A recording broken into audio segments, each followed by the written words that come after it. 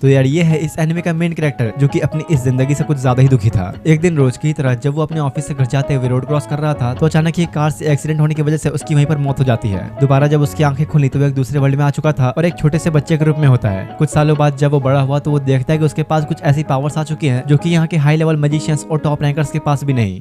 तो इस कहानी की शुरुआत में हमारे मेन कैरेक्टर को दिखाया जाता है जो कि हमेशा की तरह आज भी अपने ऑफिस में काम कर रहा होता है। रात होने पर जब उसके दोनों फ्रेंड्स घर जा रहे थे तो उसे अपनी शाम की पार्टी के लिए इनवाइट करते हैं, लेकिन क्योंकि उसका काफी सारा काम पेंडिंग था तो वो उनके साथ नहीं जा पाता। उनके जाने के बाद वो अकेला बैठा खुद से कहता है अगर मैं घर चला भी जाऊँ तो क्या फायदा, कौन सा कोई मेरा वहाँ इंतजार कर रहा है। टीवी देखना, गेम्स खेलना और काम करना, मेरी लाइफ में अब बस यही बचा है। काफी देर रात तक रुकने के बाद जब वो अपना सारा काम खत्म करके घर जा रहा था तो बस अपनी लाइफ के बारे में ही सोचता रहता है। वो अपने आप में इतना खोया था कि आसपास की जगह पर उसका बिल्कुल भी ध्यान नहीं होता और रोड क्रॉस करते वक्त अचानक एक कार के सामने आने से उसका वहीं पर एक्सीडेंट हो जाता है। ऑन द स्पॉट ही उसकी मौत हो चुकी थी। लेकिन फिर उसके साथ कुछ अजीब होता है और अब जब दोबारा उसकी आंखें खुली तो वो एक बच्चा बन चुका था, जहां इस वक्त वो एक बूढ़े आदमी की गोद में है। इसके बाद अब सीधा कुछ सालों बाद का सीन दिखाया जाता है जहां पर मेन कैरेक्टर अब काफी बड़ा हो चुका है, यहाँ तक कि उसके पास कुछ मैजिकल पावर्स भी आ चुकी थी। वो खुद से बातें करते हुए हमें बताता है कि मेरा नाम शिन है, मैं पिछले कई सालों से यहाँ अपने दादाजी के साथ हूँ और हाँ मुझे अपनी पिछली लाइफ अच्छी तरह से याद है जहाँ मैं एक नॉर्मल सी 9 to 5 जॉब किया करता था। असल में बात यह है कि जब शिन इस वर्ल्ड में आया तो कुछ डीमंस ने उसके और उसके पेरेंट्स के ऊपर अटैक कर दिया था, लेकिन तब उस बूढ़े आदमी ने शिन की जान बचाई और तब से पिछले कई सालों से शिन उसके साथ ही रह रहा है। उसके दादाजी की वजह से आज उसके पास कुछ ऐसी मैजिकल पावर्स हैं जिसको अच्छे मैजिशियंस भी इस्तेमाल नहीं कर पाते। उसके दादाजी को तो यकीन ही नहीं होता कि एक बच्चा ऐसी मैजिकल पावर्स यूज कर पा रहा है और इनका नाम है मर्लिन। इतने में तब यहाँ पर दो लोग और आते हैं, मेलिडा और मिशाइल। मेलिडा तो ये देख के गुस्से में आ चुके थे कि आखिर शिन इतने बड़े जानवर का शिकार क्यों कर रहा है, क्योंकि यार ऐसे काम उसके इतनी उम्र के बच्चों के लिए बहुत ही डेंजरस है। लेकिन शिन के लिए तो जैसे ये भयानक जंगल एक गार्डन की तरह है, उसके लिए यहाँ के जानवरों का सामना करना कोई बड़ी बात नहीं। इसके बाद एक बार फिर से टाइम आगे बढ़ता है और 2 साल बाद का सीन दिखाया जाता है जहाँ शिन के दादाजी आज उसे एक डेमन का सामना करने के लिए ले जा रहे थे। वो उसे बताते हैं कि मैजिक तो वैसे इस वर्ल्ड में सबके लिए है, लेकिन फिर भी कुछ ऐसे लोग भी हैं जो उसे कंट्रोल नहीं कर पाते और पूरी तरह से एक डीमन में बदल जाते हैं। कुछ इंसानों ने तो डीमंस के रूप में आने के बाद शहरों में काफी नुकसान भी किया है। तब मर्लिन यानी कि उसके दादाजी उसे सर्च मैजिक यूज करने का तरीका बताते हैं जिससे आसपास से किसी भी चीज को ढूंढा जा सकता है। ये मैजिक इतना आसान भी नहीं, लेकिन फिर भी शिन ने तो बस इसे कुछ मिनटों के अंदर ही सीख लिया और अचानक ही तभी दोनों को एक डीमन के करीब होने की फीलिंग आने लगती है। जैसे ही वो लोग अब उस डीमन के पास पहुंचे तो शिन तो यहाँ खुद को कंट्रोल ही नहीं कर पाता और अपने दादाजी की कोई बात सुने बिना ही उस डीमन के ऊपर अटैक करने के लिए चला जाता है। मर्लिन को भी ये उम्मीद नहीं थी, लेकिन कुछ ही देर के लगातार अटैक्स के बाद शिन तो उस डीमन का नामो निशान ही मिटा देता है। जिसके बाद अब सीधे रात का सीन दिखाया जाता है जहाँ पर मर्लिन, मेलिडा और मिशाइल तीनों शिन के बारे में बात कर रहे थे कि उसने जिस तरह की पावर्स इस छोटी सी एज में हासिल कर ली है वो किसी नॉर्मल बच्चे के बस की बात नहीं। इन लोगों को इस बात पर शक होता है कि शिन शायद किसी दूसरे वर्ल्ड से आया है, जिस पर मर्लिन कहता है कि अगर ये सच है भी तो मुझे कोई फर्क नहीं पड़ता, मेरे लिए वो एक बेटे जैसा है। अगले दिन मर्लिन उसे अकेले मिला के उसे अपने बारे में सारी सच्चाई बताते हुए कहता है कि मैं तुम्हारा असली ग्रैंडफादर नहीं, क्योंकि कल तुमने जिस डीमन को खत्म किया वो वही था जिसने तुम्हारे पेरेंट्स को मारा। ये किसी चमत्कार जैसा ही है कि उस डीमन ने तुम्हें कुछ नहीं किया, शायद तब उसने तुम्हें देखा नहीं था। वैसे यार अपने बारे में सारी बातें शिन को पहले से पता थी। उसके दादाजी भी हैरान होते हुए उसे पूछते हैं कि आखिर ये सब जानने के बाद तुम्हारा कोई रिएक्शन क्यों नहीं है। हाँ, क्योंकि मैंने अपने पेरेंट्स को कभी देखा ही नहीं और वैसे भी उस डीमन को मारकर मैंने उनकी मौत का बदला तो ले ही लिया है और मैं इस बात से काफी खुश हूँ कि इस वक्त आप लोग मेरे साथ हैं। उसकी बातों से तो मर्लिन इतना इमोशनल हो गया कि खुशी के मारे रोने ही लग जाता है। एक बार फिर से दोबारा टाइम बीतता है और अब 5 साल बाद का वक्त दिखाया गया जहाँ अपना शिन अब 15 साल का हो चुका है। उससे मिलने के लिए उसके घर पर 4 लोग आए हुए थे, अंकल डिस, क्रिस्टियाना, मार्क्स और टॉम। असल में चारों ही शिन के दादाजी के यानी कि मर्लिन के काफी पुराने साथी हैं। वो उससे पूछते हैं कि वैसे अब तुम क्या करने वाले हो, क्योंकि अब तो तुम काफी बड़े भी हो चुके हो। तो शिन बताता है कि मुझे तो खुद नहीं पता, क्योंकि मैं कभी इस जंगल से बाहर निकला ही नहीं, इसलिए मैं पहले पास के किसी टाउन में जाकर बाहर की दुनिया को देखना चाहूंगा। उसे थोड़ी और बातें करने के बाद सबको ये पता चलता है कि असल में शिन तो आज तक कभी शॉपिंग करने भी नहीं गया। इसका मतलब शिन ने इस जंगल के अलावा और कुछ भी नहीं देखा। मर्लिन उसे माफी मांगते हुए कहता है कि माफ करना, मैंने तो इसे ये सब कभी सिखाया ही नहीं। टेलीपोर्टेशन मैजिक के जरिए शिन उसके दादाजी के साथ सभी को लेकर मैदान में आता है, जहाँ आज वो इन सबको अपनी मैजिकल एबिलिटीज दिखाने वाला है। मर्लिन तब उसे अपना सबसे पावरफुल मैजिक इस्तेमाल करने को कहता है, जो सुनते ही शिन आसपास एक मैजिकल सर्कल क्रिएट करते हुए ब्लू फ्लेम्स बनाकर दिखाता है। इन सब की आंखें तो ये देख के फटी की फटी रह जाती है, क्योंकि आज से पहले किसी ने भी ब्लू फ्लेम्स नहीं देखी थी। और सिर्फ इतना ही नहीं, शिन उन फ्लेम्स का यूज करके सामने वाले पहाड़ पर अटैक करता है, जिससे एक बड़ा ब्लास्ट होता है और वहाँ की जमीन के ऊपर भी एक बहुत ही बड़ा होल हो चुका था। सबकी भाई ये देख के फट के 4 हो जाती कि आखिर शिन के पास इतनी पावर्स आई कहाँ से। मेलिडा तो गुस्से में मर्लिन को ही पकड़ के डांटने लगी कि आखिर तुम्हें पता भी है तुमने क्या किया, एक छोटे से बच्चे से तुम ऐसा मैजिकल स्पेल कैसे करवा सकते हो। अब इससे पहले कि दोनों एक दूसरे का सर फोड़ दे, शिन आगे दोनों को शांत कराता है। सब लोग अब वापस आकर आपस में बैठ के बस इसी बात पर चर्चा करने लगे कि आखिर शिन को बाहर की दुनिया में भेजना चाहिए या फिर नहीं, क्योंकि उसकी ऐसी पावर्स को देख के लोग उसे हासिल करने के लालच में उस पर अटैक भी कर सकते हैं। तब शिन के अंकल डिस सभी से कहते हैं क्यों ना हम शिन को मैजिक एकेडमी में भेज दें, अभी इसके लिए वही सबसे अच्छा ऑप्शन होगा। ओह, तो कहीं तुम्हारा इरादा इसे अपने आर्मी में रखने का तो नहीं?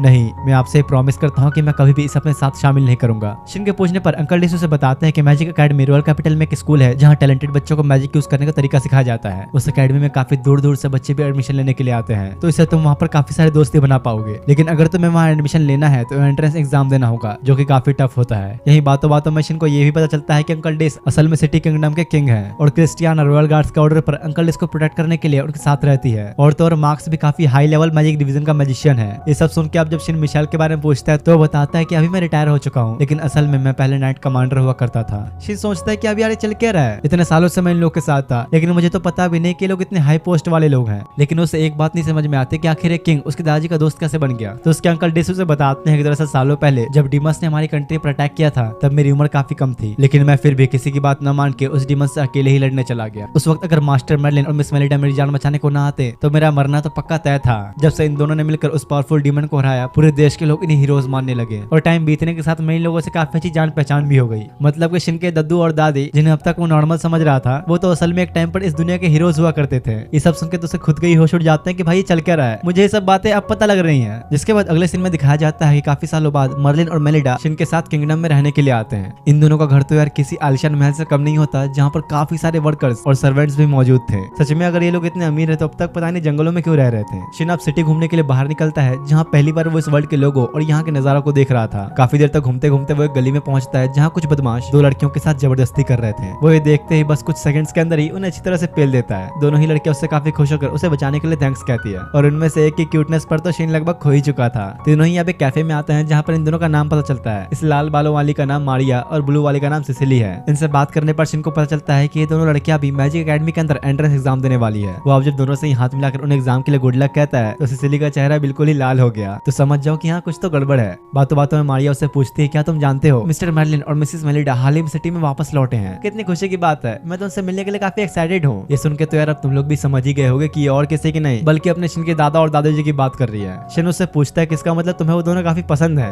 हाँ तुमने सही कहा, और मैंने सुना है कि इस साल तो उनका ग्रैंडसन भी एंट्रेंस एग्जाम देने वाला है। वो तो हमारी एज का ही होगा, पता नहीं मैं उससे कब मिलूंगी। अब यार इसे कहाँ पता कि जिसके बारे में सोच के इतना सपने सजा रही है वो और कोई नहीं बल्कि अपना शिन ही है। तभी अचानक कुछ काम आने पर शिन उन्हें बैग के वहां से चला जाता है। तब मारिया सिसिली को चिढ़ाते हुए कहती है, अगर तुम्हें वो पसंद नहीं तो क्या मैं उसे अपना बना लूं। जो सुनते ही वो उसे हड़बड़ाते हुए मना करती है कि अरे नहीं, इतनी जल्दी क्या है तुम्हें, अभी तो हमारा वो ढंग से दोस्त भी नहीं बना। इसकी हरकतें साफ जाहिर कर रही है कि इसका दिल आ चुका है शिन के ऊपर। इसके बाद अब सीधा एंट्रेंस एग्जाम वाले दिन का सीन दिखाया जाता है, जहाँ शिन बाहर खड़ा मारिया और सिसिली को ही ढूंढ रहा था। काफी देर तक इधर उधर भटकने के बाद जब वो क्लासरूम की लिस्ट चेक करने पहुंचता है तो एक लड़का एटीट्यूड में आके उसे वहां साइड होने के लिए कहता है, लेकिन शिन दोस्त की बातों को ऐसे इग्नोर करता है जैसे तुम लोग मेरे वीडियोस के लाइक बटन को, तो इसी बात पे लाइक कर दो। गुस्से में आके वो जैसे शिन के कंधे पर हाथ रखता है, शिन तो उसे एक झटके में घुमा के उसके हाथ को ही मोड़ देता है। बताएगा जरा कि तूने मेरे कंधे पर हाथ क्यों रखा। इस लड़के का नाम है कर्ट, जो कि एक काफी हाई क्लास रॉयल फैमिली से बिलोंग करता है, और क्योंकि शिन ने उसके साथ ऐसी हरकत की तो गुस्से में आके वो काफी बकते हुए उस पर अपनी भड़ास निकालने लगता है। लेकिन इससे पहले कि शिन कुछ कहता है, वहाँ पर एक और लड़का आता है जिसे देखते ही कर्ट चुपचाप अपना मुंह बंद करके वहाँ से चला जाता है। इस लड़के का नाम ऑगस्ट है, जो कि अंकल डिस का बेटा है, यानी कि यहाँ का प्रिंस है ये, इसलिए तो कर्ट इसे देखकर चुपचाप चला गया। शिन पूछता है, तो क्या तुम सच में अंकल डिस के बेटे हो? तो इसका मतलब तो फिर हम दोनों कजन्स हुए। ऑगस्ट को पहले तो कुछ समझ नहीं आता, लेकिन जब उसे ये पता लगता है कि शिन मिस्टर मर्लिन का ग्रैंडसन है तो उन दोनों के बीच काफी अच्छी दोस्ती हो जाती है। मारिया और सिसिली भी दूर खड़े सब देख के सोच रहे थे कि आखिर कैसे शिन पहले दिन ही प्रिंस का इतना अच्छा दोस्त कैसे बन गया। अगले सीन में अब सभी स्टूडेंट्स का एंट्रेंस एग्जाम का रिटन टेस्ट होता है और बस इसके कुछ ही देर बाद फिजिकल टेस्ट शुरू होता है, जहां इन सभी लोगों को सामने दिख रहे टारगेट पर मैजिक अटैक से फायर करना है। जब अब सारे स्टूडेंट्स अपना अपना मैजिक अटैक परफॉर्म करने लगे तो उसे देखकर तो शिन अपना सड़ी पकड़ लेता है, क्योंकि यार यहाँ पर हर कोई अपना कुछ न कुछ मंत्र बोलकर मैजिक परफॉर्म कर रहा था, पर शिन को तो ऐसा कुछ बोलना आता ही नहीं। अब जब उसकी बारी आती है तो टीचर उसे अपनी पावर्स कंट्रोल में रखते हुए अटैक परफॉर्म करने के लिए कहती है, क्योंकि उसे किंग ने यानी कि अंकल डिस ने उसे शिन की पावर्स के बारे में सब कुछ बता रखा है। और अब अपने टीचर की बात मानते हुए शिन अपना मैजिक यूज करना शुरू करने लगता है। हर कोई ये देखकर बहुत ही हैरान था कि अरे तो बिना कुछ बोले ही सब कुछ कर रहा है। शिन अब अपनी पावर्स को कंट्रोल में रखते हुए जैसे टारगेट पर अटैक करता है तो आसपास एक बहुत ही बड़ा ब्लास्ट होता है। टीचर ने इसे बस छोटा सा अटैक करने के लिए बोला था, लेकिन यार इसने तो सब कुछ ही उड़ा डाला।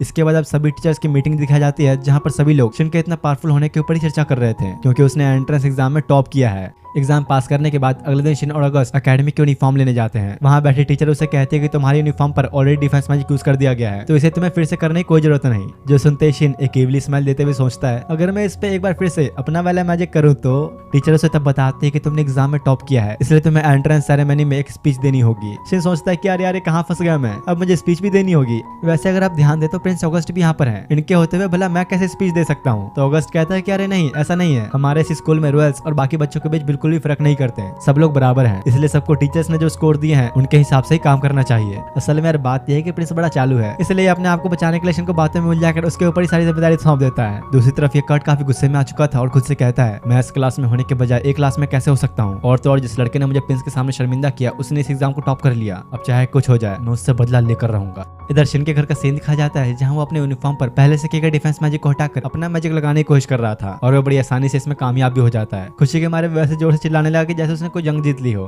क्या हुआ, तुम शांति रह सकते क्या, इतना चिल्ला क्यों रहे हो। शिन अब जब मेलिडा को अपना यूनिफॉर्म दिखाता है तो उसके तो होश उड़ जाते हैं, पर ऐसा क्यों ये तुम्हें आगे पता लगेगा। इसके बाद सीधा एंट्रेंस सेरेमनी वाला दिन दिखाया जाता है जहाँ शिन और उसके दादा दादी गेट पर खड़े उसे कहते हैं, तुम अपने इस यूनिफॉर्म के बारे में किसी को भी मत बताना, नहीं तो बहुत बड़ी गड़बड़ हो जाएगी। असल में आज के दिन ही शिन को अपनी स्पीच देनी है, इसलिए वो काफी घबराया हुआ था और हर एक सच्चे दोस्त की तरह ऑगस्ट उसको मोटिवेट करने के बजाय उसको और मजे ही लेता है। सेरेमनी के टाइम पर टीचर ने जैसे शिन का पूरा नाम लेकर उसे स्टेज पर बुलाया तो मारियो और सिसिली पूरी तरह हैरानी हो जाते हैं क्योंकि शिन का सरनेम है वॉलफोर्ड, यानी कि वो मिस्टर मर्लिन वॉलफोर्ड का ग्रैंडसन है। और ये जानने के बाद तो ये कर्ट अंदर ही अंदर और ज्यादा गुस्से में जलने लगता है क्योंकि उसका मानना है कि शिन की जगह पर उसे होना चाहिए। इन लोगों की अब क्लास खत्म होने के बाद शिन को पता चलता है कि एक लड़का सिसिली को काफी परेशान कर रहा है। वो हमेशा अपने फैमिली स्टेटस का रौब दिखाकर उसके पीछे पड़ा रहता है। असल में लड़का और कोई नहीं बल्कि कर्ट था क्योंकि सिसिली इसकी फियांसे है, इसलिए कर्ट हमेशा उसके ऊपर अपना हक जताने की कोशिश करता है। शिन उसे दिलासा देते हुए कहता है, चिंता मत करो, इस बार बस तुम डरना मत, बाकी सब मैं संभाल लूंगा। थोड़ी देर बाद अब जब दोबारा कर्ट सिसिली के पास आता है तो वो उससे डरती नहीं और शिन के इस तरह बीच में आने की वजह से वो उसे और ज्यादा धमकाने लग जाता है। लेकिन इतने में ही एंट्री होती है ऑगस्ट की, इसलिए चुपचाप उसे वहां से निकलना पड़ता है। कुछ देर बाद अब शिन सबको अपने घर लेकर पहुंचा जहाँ वो अपने दादू और दादी को सारी प्रॉब्लम्स के बारे में बताते हुए कहता है, हो सकता है कि कर्ट दोबारा सिसिली को परेशान करने की कोशिश करे, इसलिए मैं सिसिली के यूनिफॉर्म पर अपना वाला डिफेंस मैजिक यूज करना चाहता हूँ। तो वो उसे कहते हैं, क्या तुम्हें अंदाजा भी है तुमने जो अपने यूनिफॉर्म के ऊपर मैजिक इस्तेमाल किया उससे वो अब इतना कीमती हो चुका है कि उसकी कीमत का अंदाजा लगाना ही बहुत मुश्किल है, इसे सभी से छुपाए रखना बहुत ही जरूरी है। ये सब जानने के बाद सिसिली भी अब इसके लिए मना कर देती है क्योंकि उसे लग रहा था कि ऐसा करने पर वो बस शिन का फायदा उठाएगी और कुछ नहीं। इसी बात के ऊपर अब इन लोगों की काफी देर तक ऐसी चर्चा चलती है और आखिर में फाइनली सिसिली को मनाने के बाद शिन डिसाइड करता है कि वो सभी के यूनिफॉर्म के ऊपर अपना मैजिक अप्लाई करेगा। उसके अंकल डिस उसे कहते हैं, देखो शिन, तुम्हारा जो ये मैजिक है बहुत से ज्यादा पावरफुल हो चुका है, अगर इसके बारे में हमारे मिलिट्री को पता चला तो इससे एक वॉर भी हो सकती है। अब जब सब जाने लगे तो शिन सिसिली से कहता है, तुम कल से स्कूल अकेली नहीं जाओगी, मैं भी तुम्हारे साथ चलूंगा क्योंकि अभी भी इसका खतरा टला नहीं है, वो शायद तुम्हें नुकसान ही पहुंचा सकता है। शिन तब सबको अपना टेलीपोर्टेशन मैजिक यूज करके दिखाता है जो देखो सबके होश उड़ चुके थे क्योंकि आज से पहले इन लोगों ने इस तरह से मैजिक का इस्तेमाल होते हुए नहीं देखा था। सुबह का सीन दिखाया जाता है जहाँ पर शिन, मारियो और सिसिली तीनों ही एक साथ स्कूल जा रहे थे। चलते चलते ये दोनों आपस में बातें करने में इतने खुश जाते हैं कि मारियो को तो बिल्कुल भूल ही गए। थोड़ा सबर नहीं हो रहा क्या तुम लोगों से, रोड पर ही सारी बातें करनी है। तीनों जब स्कूल पहुंचे तो एक न्यू स्टूडेंट से मिलते हैं जिसका नाम है एलिस और ये लड़की तो कुछ ज्यादा ही एक्साइटेड थी अपने फर्स्ट डे क्लास के लिए। इसके बाद दिखाया जाता है कि टीचर उन्हें पूरे स्कूल का टूर देते हुए बताते हैं कि ये स्कूल दो हिस्सों में बटा है, एक जिसमें तुम सबकी रेगुलर क्लासेस चलती हैं और दूसरा वो जहाँ पर स्टूडेंट काउंसिल, लेबोरेटरी और स्टडी ग्रुप्स हैं। यहाँ काफी सारे ग्रुप्स हैं जैसे कि attack magic, life study, body language और भी बहुत सारे स्टडी ग्रुप्स। पीछे खड़ा ऑगस्ट का बॉडीगार्ड जूलियन कहता है, अगर मुझे प्रिंस के साथ न रहना होता तो मैं जरूर बॉडी लैंग्वेज ग्रुप में होता। अरे इसमें क्या है, तुम चाहो तो अभी भी रह सकते हो क्योंकि तुम लोग तो जानते ही हो इस मैजिक एकेडमी के अंदर मेरी कोई रॉयल्टी नहीं चलती। असल में यार बात यह है कि इस ऑगस्ट को अपने बॉडीगार्ड से पीछे छुड़ाना है, बड़ी चालाकी से काम निकलवाता है सभी से। एलिस तब शिन से पूछती है कि आखिर तुम कौन सा स्टडी ग्रुप चुनोगे तो वो मना करते हुए कहता है कि नहीं, अभी मैंने इस बारे में सोचा नहीं। अरे वैसे तुम चाहो तो अपना भी एक ग्रुप बना सकते हो। ये सुनकर बाकी स्टूडेंट्स भी कहते हैं कि अगर शिन खुद का कोई स्टडी ग्रुप बनाएगा तो हम लोग भी उसमें ज्वाइन होना चाहेंगे। ग्रुप स्टार्ट करने के लिए 5 से ज्यादा मेंबर्स और एक फैकल्टी एडवाइजर होना चाहिए। और हाँ शिन, तुम चाहो तो मैं भी एडवाइजर बन सकता हूँ। जिसके बाद सब लोग बस इसी बात पे चर्चा करना डिसाइड कर देते हैं कि इस ग्रुप का नाम क्या होगा और फाइनली वो लोग एक नाम चुनते हैं, अल्टीमेट मैजिक स्टडी ग्रुप। सबके सब बस खुद ही फैसला करने में लगे थे, शिन की तो कोई सुनता भी नहीं। अब शाम के वक्त का सीन दिखाया जाता है जहाँ पर महल के अंदर अंकल डिस के साथ कुछ लोग बैठकर डीमंस के इस फैलते आतंक के ऊपर मीटिंग कर रहे होते हैं। असल में पिछले 1 साल के अंदर इन डीमंस की संख्या काफी ज्यादा बढ़ चुकी है, पर ध्यान देने वाली बात यह है कि लोग धीरे धीरे सामने आते हैं। ऐसा लग रहा है कि कोई है जो नहीं चाहता कि लोगों का ध्यान इन डीमंस के ऊपर जाए, इसलिए यहाँ बैठे कई लोगों का मानना था कि इन डीमंस को आर्टिफिशियली बनाया जा रहा है। तो इस तरफ इधर कर्ट के डैड को दिखाया गया जो कि उसके ऊपर काफी गुस्सा हो रहे थे। तुमने आखिर समझ क्या रखा है, तुम अकेडमी में अपने फैमिली का नाम कैसे यूज कर सकते हो, तुम्हारी वजह से मुझे किंग ने बुलाया था। अगर तुम भूल रहे हो तो मैं याद दिला दूं कि उस मैजिक अकेडमी के अंदर हमारी कोई रॉयल्टी नहीं चलती।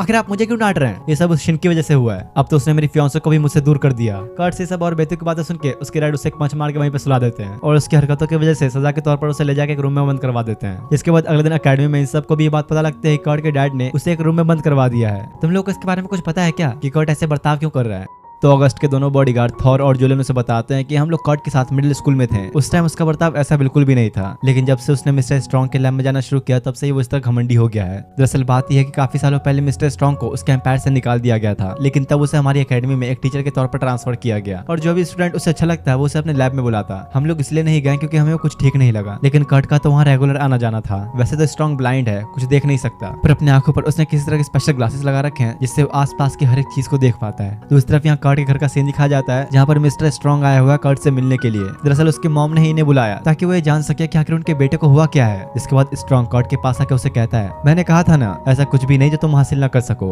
बकवास मत करो, मुझे तो वो लड़की भी नहीं मिल पाई क्योंकि हर बार वो लड़का मेरे रास्ते में आ जाता है। उसकी बातें सुनकर स्ट्रॉन्ग उसे समझाते हुए उसके ऊपर किसी तरह का मैजिक यूज करते हुए बोलता है, जिसने तुम्हारा हक छीना क्या तुम उसे बदला नहीं लेना चाहोगे। इधर अकेडमी के अंदर ऑगस्ट शिन और सिसिली के बैठ के मजे ले रहा होता है। बातों बातों में सबको ये पता चलता है कि शिन ने 10 साल की छोटी सी उम्र में ही एक डिमन को मार गिराया था। सबकी होश उड़ जाता है कि भाई क्या ये बंदा, इसने खेलने कूदने की उम्र में डिमंस को मार कर रखा हुआ है। कुछ देर बाद ब्रेक खत्म होने के बाद जब सभी अपने क्लासरूम में वापस जा रहे थे कि तभी शिन को एक नेगेटिव प्रेजेंस फील होती है। उसने जब सामने देखा तो वहाँ पर कर्ट खड़ा होता है जो कि इस वक्त नॉर्मल तो बिल्कुल भी नहीं लग रहा। गुस्से में अचानक वो सबके ऊपर खतरनाक अटैक करता है जो शिन जल्दी से रोकने की कोशिश तो करता है पर कर्ट तो अब इतना पावरफुल हो चुका है कि शिन को तो हाथ ही जल जाते हैं, लेकिन वो जल्दी उसे हीलिंग मैजिक से ठीक भी कर लेता है। इधर कर्ट का बिहेवियर बिल्कुल ही अजीब हो चुका था। उसका तो इस वक्त खुद के ऊपर ही कंट्रोल नहीं है और देखते ही देखते वो सभी के सामने एक डीमन में ट्रांसफॉर्म हो जाता है। ऐसे खतरनाक सिचुएशन को देखते हुए शिन ऑगस्ट से बाकी सभी को ले जाने के लिए कहता है और अब अकेले ही उसे लड़ने का फैसला करता है। ऑगस्ट और बाकियों के पास भी शिन के बात मानने के अलावा कोई रास्ता नहीं था, जिसके बाद शुरू होती है कर्ट और शिन के बीच की भयानक बैटल। और ये तो इतना पागल हो चुका था कि शिन को जान से मारे बिना शांत नहीं बैठेगा। शिन किसी तरह से बचते हुए उसके ऊपर अपने एक नॉर्मल अटैक से शुरुआत करता है और बस इससे ही कर्ट काफी घायल हो चुका था। आज तो मैं तुम्हें मार के ही छोड़ूंगा, अब तुम मुझसे नहीं बचने वाले। उसकी बातें सुनकर शिन खुद हैरान हो जाता है क्योंकि उसने सुना था कि डीमंस कभी बात नहीं करते, पर कर्ट तो पूरे होशो हवास में बात कर पा रहा है। इसी तरह थोड़ी देर तक और लड़ने के बाद उसे समझ में आता है कि असल में अभी कर्ट पूरी तरह से एक डीमन नहीं बना, उसे अभी भी रोका जा सकता है। लेकिन देखा जाए तो अभी सिचुएशन कंट्रोल से बाहर जा चुकी है। कर्ट गुस्से के ऐसे स्टेज में पहुंच जाता है कि शिन को तो अब मार के ही छोड़ेगा और एक बड़े ब्लास्ट से सब कुछ उड़ाने के लिए वो एक मैजिकल सर्कल क्रिएट करता है। शिन भी लगातार अपने अटैक्स करके उसे रोकने की कोशिश तो कर रहा था, लेकिन कर्ट के इस डिमोनिक पावर के सामने इन सबका कोई फायदा नहीं। आखिर में अपने शिन के पास अब कोई रास्ता नहीं बचता सिवाय कर्ट को पूरी तरह से खत्म करने के, क्योंकि हालात यहाँ कुछ ज्यादा ही बिगड़ चुके हैं। वो अपनी एक मैजिकल स्वॉर्ड निकालकर कर्ट के सर को काट के बीच से अलग ही कर डालता है। एक झटके में यार शिन ने उसे मौत के घाट उतार दिया। लेकिन अब इस बात से वो काफी दुखी भी था और खुद से कहता है, आज तक मैंने किसी इंसान को चोट नहीं पहुंचाई, लेकिन आज मुझे अपने इन हाथों से अपने क्लासमेट को मारना पड़ा। थोड़ी देर बाद बाकी सभी वापस आते हैं। किसी को भी यकीन नहीं होता कि शिन ने एक डीमन को खत्म कर दिया। ऑगस्ट से कहता है, अब ये बात काफी आगे बढ़ने वाली है, हम इसे लोगों से छुपा नहीं सकते। ये हमारे पूरे हिस्ट्री का वो दूसरा इंसान था जो कि एक डीमन ने बदला और तुमने तो इसे ऐसे ही मार डाला। रॉयल गार्ड्स के आने पर ऑगस्ट ने बताता है कि डीमन को मारने वाला और कोई नहीं मर्लिन वॉलफोर्ड का ग्रैंडसन शिन वॉलफोर्ड है। दूसरी तरफ स्ट्रॉन्ग को दिखाया गया जो कि कहता है, आखिरकार मेरा एक्सपेरिमेंट सफल हुआ, अब मैं इस किंगडम की तबाही के एक कदम और करीब आ चुका हूँ। असल में स्ट्रॉन्ग यहाँ मैजिक अकेडमी के पास की बिल्डिंग पर खड़ा शिन पर नजर रख रहा था।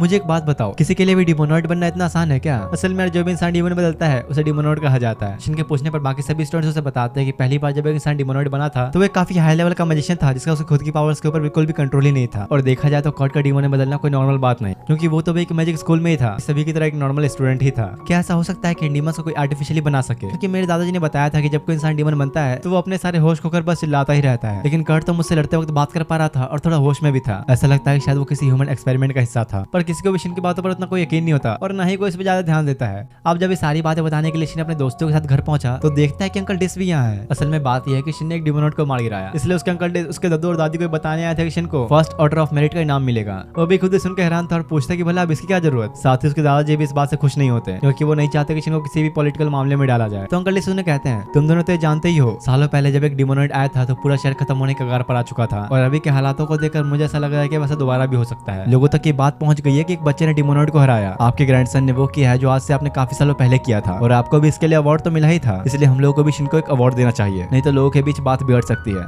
चलो ये सब तो ठीक है, लेकिन याद रखना अगर तुमने अपना वादा तोड़ा तो हमें शहर छोड़कर हमेशा हमेशा के लिए चले जाएंगे। जिस पर डिस खुद मेरिलिन के सामने झुककर प्रॉमिस करता है कि वो ऐसा कभी नहीं होने देगा। सबको ये देखकर होश उड़ जाता है कि भाई यहाँ पे चल क्या रहा है। किंग ने तो शिन के दादाजी के सामने अपना सर झुका लिया। इसके बाद सीधा अगले दिन का सीन दिखाया गया जहाँ पर शिन जब इन दोनों के साथ स्कूल जा रहा था तो आसपास की सारी लड़कियां बस उसके बारे में ही बात कर रही होती हैं। देखो ये तो वही है जिसने डिमोनॉइड को हराया था। शिन की पॉपुलैरिटी तो भाई अब इतनी ज्यादा बढ़ चुकी है कि स्कूल में आधे से ज्यादा स्टूडेंट्स बस उसके ही ग्रुप में ज्वाइन होना चाहते थे। उनका टीचर भी सोचे पड़ जाता कि भाई अगर सबके सब शिन के ही ग्रुप में ज्वाइन हो जाएंगे तो बाकी के ग्रुप्स का क्या होगा। इसलिए वो यहाँ पर एक शर्त रखते हुए सभी से कहता है कि जो भी स्टूडेंट डायमेंशन मैजिक का सही यूज कर पाएगा सिर्फ वही शिन के ग्रुप में ज्वाइन हो सकता है। दूसरी तरफ इधर अंकल डिस को दिखाया गया जो कि अपने 2 मिनिस्टर्स को उस डिमोनॉइड के बारे में इन्हें बता रहे होते हैं, जहाँ इन्हें भी अभी लगता है कि उन डिमोनॉइड्स को कोई आर्टिफिशियली बना रहा है। और क्योंकि शिन का भी शक अब इसी चीज पर है तो वो इस चीज के ऊपर इन्वेस्टिगेशन का फैसला करते हैं ये देखने के लिए कि आखिर इस बात में कितनी सच्चाई है। इधर अकेडमी के अंदर दिखाया जाता है जहाँ पर शिन के ग्रुप में 2 नए मेंबर्स को ज्वाइन किया गया है, बीन और ओलिविया। ये दोनों ही टीचर के सारे टेस्ट को पास करके शिन के ग्रुप में आए हैं। जहाँ बीन की फैमिली पूरे शहर में पावरफुल वेपन्स बनाने के लिए मशहूर है, वहीं ओलिविया के फैमिली का खुद का एक वर्ल्ड फेमस रेस्टोरेंट है। शिन बीन से पूछता है, क्या तुम मेरे लिए एक वेपन बना सकते हो? अरे नहीं, मैं इतना कोई प्रोफेशनल नहीं, मुझे तो बस थोड़ा बहुत ही आता है। वैसे भी यार तुम्हारे वेपन्स ने तो एक डिमोनॉइड तक को मार दिया था, इसलिए उसके साथ छेड़छाड़ करना मेरे बस की बात तो नहीं। तो शिन कहता है कि चिंता मत करो, वो बस एक रेगुलर स्वॉर्ड है जिसके ऊपर मैंने कुछ मैजिक स्पेल्स यूज किए हुए हैं। मैं चाहता हूँ कम से कम तो इसमें कुछ इंप्रूवमेंट्स करके इसे और पावरफुल बनाओ। शिन के थोड़ा बहुत और समझाने के बाद फाइनली बीन इसके लिए मान जाता है दूसरी तरफ दिखाया गया कि दो इन्वेस्टिगेटर्स को ये पता चला है कि कर्ट डिमोनॉइड बनने से पहले मिस्टर स्ट्रॉन्ग से मिला था, इसलिए वो लोग अब शाम के टाइम पे जांच पड़ताल करने के लिए स्ट्रॉन्ग से मिलने आते हैं और उससे पूछते हैं कि आखिर तुम्हारी आंखें कैसे खराब हुई। हाँ, वो इसलिए क्योंकि मुझे मेरी फैमिली की लीडरशिप से निकाल दिया गया था और मैंने अपनी आंखें तब खोई जब मेरी फैमिली के ही एक मेंबर ने मुझे मारने की कोशिश की। वैसे हमने सुना था कि तुम काफी सारे स्टूडेंट्स को अपने घर बुलाते थे, इसके पीछे क्या वजह है? तो स्ट्रॉन्ग उन्हें बताते कि मैं एम्पायर से हूँ, इसलिए मुझे यहाँ अच्छे रिजल्ट्स लाके दिखाने थे। और तो और मेरे साथ काम करने पर मेरे स्टडी ग्रुप के सभी बच्चों की मैजिक एबिलिटीज काफी बढ़ गई थी। लेकिन कर्ट के बारे में मुझे कभी ऐसा लगा नहीं था कि वो ऐसा रास्ता चुनेगा। इन्वेस्टिगेटर्स कहते हैं कि अगर ऐसा है तो हमें आपकी मदद चाहिए। हम लोग किसी स्पेशलिस्ट को ढूंढ रहे हैं जो ये पता कर सके कि कर्ट डिमोनॉइड कैसे बना। इसके कुछ देर बाद वो दोनों इन्वेस्टिगेटर्स स्ट्रॉन्ग को अपने साथ किसी दूसरे इंसान के पास ले जाने लगते हैं, लेकिन असल में तो इस स्ट्रॉन्ग को यहाँ तक लाने की एक साजिश थी, क्योंकि जैसे ही वो ग्राउंड में आता है तो सारे सोल्जर्स उसे घेर लेते हैं। महाराज ने जब हमें उस डिमोनॉइड के बारे में पता लगाने के लिए ऑर्डर दिया था तब उन्होंने हमें किसी को भी उस डिमोनॉइड का नाम बताने से मना किया था, क्योंकि एक टॉप सीक्रेट है, ताकि उससे इसकी फैमिली बदनाम ना हो। लेकिन तुम्हें तो किसी के बिना बता ही पता चल गया कि कर्ट ही डिमोनॉइड था, और अब पकड़े जाने के बावजूद स्ट्रॉन्ग हंसता ही है और सभी के सामने वो इस बात को कबूल कर लेता है कि हाँ वो मैं ही हूँ जिसने कर्ट को डिमोनॉइड बनाया। जो सुनते ही अब सारे सोल्जर्स एक साथ ही उसके ऊपर अटैक कर देते हैं। दूसरे तरफ शिन और उसके सारे दोस्तों को दिखाया गया जो घर की तरफ ही जा रहे थे, लेकिन अचानक तभी एक बड़ा ब्लास्ट होता है और वो देखते हैं कि सामने स्ट्रॉन्ग खड़ा है। ऑगस्ट से पूछने पर शिन को भी कंफर्म हो जाता है कि यही है मिस्टर स्ट्रॉन्ग। तभी इन्वेस्टिगेटर सबको उसकी असलियत बताते हुए सभी को वहां से भागने के लिए कहता है, लेकिन शिन को जैसे ही पता चला कि कर्ट को इसी ने डिमोनॉइड बनाया था तो वो गुस्से में बिना कुछ सोचे समझे सीधा उसके ऊपर अटैक ही कर देता है। स्ट्रॉन्ग ने उससे बचने की कोशिश तो की, लेकिन यार शिन की स्पीड कुछ ज्यादा ही है। वो किसी तरह शिन के अटैक से बचते हुए हवा में उड़ने लगता है और उससे कहता है, अरे ये क्या, वाइज मैन के ग्रैंडसन को तो फ्लोटिंग मैजिक भी नहीं आता। अचानक तभी शिन इतने तेजी से ऊपर की तरफ कूदते हुए अटैक करता है कि स्ट्रॉन्ग को तो बचने का मौका भी नहीं मिलता और अगले ही सेकंड उसकी आंखों पर लगा हुआ वो छोटा सा मास्क हट जाता है, जहां अंदर से उसकी आंखें पूरी तरह रेड होती है। वैसे भी तुम लोगों को तो समझ नहीं आया होगा, लेकिन शिन को ये अच्छी तरह समझ में आ जाता है कि स्ट्रॉन्ग भी एक डिमोनॉइड ही है, पर पूरे होशो हवास में। मैं इंसानों से अब काफी ज्यादा ऊपर आ चुका हूँ, तुम इंसान तो मेरी जूते के बराबर भी नहीं। जो सुन के शिन काफी गुस्से में इस बार अपना फाइनल अटैक ब्लू फ्लेम्स का यूज करता है, पर इसका भी कोई फायदा नहीं होता। स्ट्रॉन्ग ये देख के उसका और मजाक उड़ाने लगता है, क्या हुआ बच्चे, चुप गए क्या? लेकिन यार असल में तो शिन ने यहाँ पर कुछ और ही किया है। आसमान में एक काफी बड़ा मैजिकल सर्कल क्रिएट होने लगता है और उसके पूरा बनते ही बहुत सारे अटैक स्ट्रॉन्ग के ऊपर एक साथ बिना रुके ही बरसना शुरू कर देते हैं। ये मैजिक तो इतना पावरफुल था कि देखते ही देखते कुछ सेकंड्स में स्ट्रॉन्ग का पूरा नामो निशान ही मिट जाता है। जिसके आप कुछ देर बाद शिन सर्च मैजिक से उसे ढूंढने लग जाता है कहीं वो जिंदा तो नहीं बच गया, लेकिन क्योंकि वो उसे कहीं भी नहीं मिलता तो उसे लगा कि शायद स्ट्रॉन्ग सच में खत्म हो चुका है। इतने में वहाँ कुछ हाई कमांड के लोग भी आते हैं जो कि और कुछ करने तो नहीं बस शिन की तारीफ करने आए थे। उनके पूछने पर शिन बताता है कि मैंने सनरेज को हीट रेज में कन्वर्ट करके अटैक किया था, और मेन बात यहाँ पर यह है कि शिन ने सन की एनर्जीज का इस्तेमाल किया है, जो कि अच्छे मैजिशियंस की बस की बात नहीं होती। दूसरी तरफ स्ट्रॉन्ग को दिखाया जाता है, हाँ ये अभी जिंदा है। किसी तरह शिन के अटैक से बचने के लिए पहले ही वो वहाँ से गायब हो गया था। लगता है मैंने उस लड़के को काफी कमजोर समझ लिया, पर आगे से आप मुझे ध्यान रखना होगा कि वो मेरे काम के बीच में दखल न दे। अगले दिन जब सारे लोग शिन के घर पर थे तो उसकी दादी मारिया से पूछते कि शिन और सिसिली के बीच में कुछ चल रहा है क्या? तो मारिया बताते कि हाँ सिसिली शिन को पसंद करती है, लेकिन वो लोग डेट नहीं कर रहे हैं क्योंकि उसने अभी तक खुद अपनी फीलिंग्स रियलाइज ही नहीं की। बचपन से उसे अब तक काफी लड़कों ने प्रपोज किया है, लेकिन उसने किसी को भी भाव नहीं दिया। बेचारी इतनी भोली कि उसे प्यार का सही मतलब ही नहीं पता। कुछ देर बाद जब शिन अपनी स्वॉर्ड देखने वर्कशॉप की तरफ जा रहा होता है तो काफी सोच में डूबा हुआ था। ऑगस्ट के पूछने पर शिन बताता है कि मुझे अभी ऐसा लग रहा है कि स्ट्रॉन्ग अभी जिंदा है, क्योंकि जब मैंने ये अटैक स्कर्ट पर किए थे खुले आसमान में तब वहाँ पर कोई ब्लास्ट नहीं हुआ था, इसलिए मुझे ऐसा लगता है कि वो ब्लास्ट स्ट्रॉन्ग ने खुद किया था ताकि हमें कुछ पता न चले।